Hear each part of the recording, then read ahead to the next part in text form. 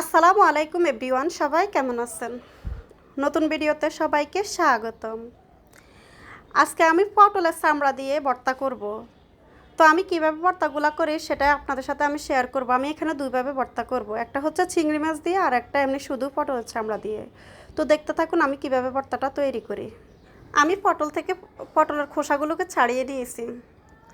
এখন আমি এগুলোকে ভালোভাবে ধুয়ে পরিষ্কার করে নিয়ে আমি একটা পাতিলের মধ্যে দিয়ে 1 কাপ পানি দিয়ে বসিয়ে দিয়েছি চুলায়। এগুলোকে আমি একটু ভালোভাবে সেদ্ধ করে নেব। এটাতে ডাকনা দেব না। ডাকনা দিলে কিন্তু এই যে চামড়াটা সবুজ দেখা যাচ্ছে, এরকম সবুজ দেখা যায় না, এটার কালারটা নষ্ট হয়ে যায়। তার জন্য আমি ডাকনা দিই নাই, এমনিতেই সেদ্ধ করে নিয়েছি ডাকনা ছাড়া। তারপর একটা প্যান বসিয়ে প্যানের মধ্যে কিছু সরিষার তেল দিয়েছি, দিয়ে কিছু পেঁয়াজ দিয়েছি আর কিছু রসুন দিয়েছি। তো এগুলোকে এখন একটু ভেজে নিয়েছি। ভেজে নেওয়ার পরে আমি এখানে কয়েকটা কাঁচামরিচ দিছি। কাঁচামরিচ দেওয়ার পরে আমি এখানে চিংড়ি মাছ দিয়েছি, যেহেতু আমি একটা ভর্তা চিংড়ি মাছ দিয়ে করব। আর সামান্য পরিমাণ লবণ দিচ্ছি। লবণ দিয়ে আমি এগুলোকে এখন নেড়ে ছেড়ে একটু ভেজে নিয়ে তারপর দিয়ে দিচ্ছি এখানে শুকনো মরিচ। শুকনো মরিচটা দেওয়ার পরে এগুলোকে নেড়ে ছেড়ে আমি একটু ভেজে নিয়ে তারপর এখানে কিছু পরিমাণ পটলের খোসা এখানে দিয়ে দিচ্ছি। দিয়ে পটলের খোসা সব কিছুর সাথে মিশিয়ে এখন একটু ভেজে নিয়েছি। আমার ভাজা শেষ হয়ে গেছে, আমি এটাকে তুলে রাখলাম।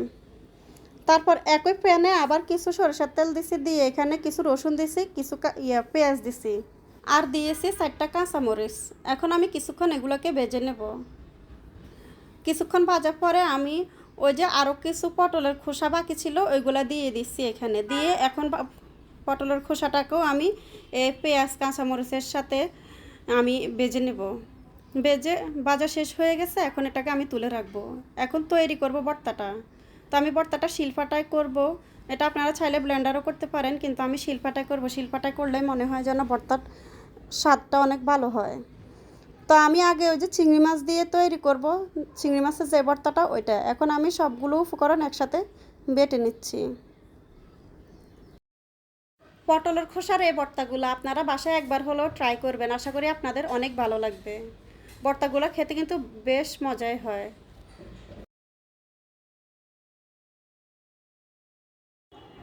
আমার চিংড়ি মাছের যে ভর্তাটা ওটা বাটা হয়ে গেছে। এখন আমি এর মধ্যে দিয়ে দেব স্বাদ মতো লবণ।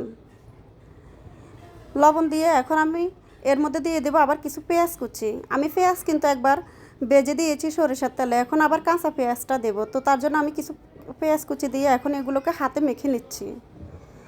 মাখা হয়ে গেলে আমি এর মধ্যে দিয়ে দেব কিছু সরিষার তেল।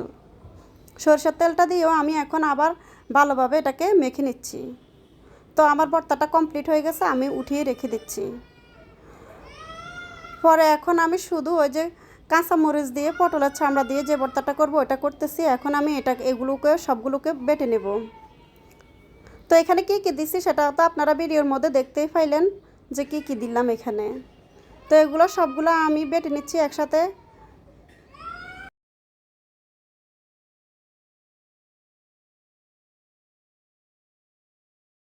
আমার ভর্তাটা বাটা শেষ হয়ে গেছে। এখন আমি এর মধ্যে দিয়ে দিচ্ছি স্বাদ মতো লবণ আর দিয়ে দিচ্ছি সরিষার তেল। দিয়ে এখন আমি ভর্তাটার সাথে ভালোভাবে এগুলোকে মেখে নেব। মেখে আমি ভর্তাটাকে উঠিয়ে রাখবো। তো আমার আজকের ভিডিওটি যদি আপনাদের ভালো লেগে থাকে তাহলে শেয়ার করে দিবেন।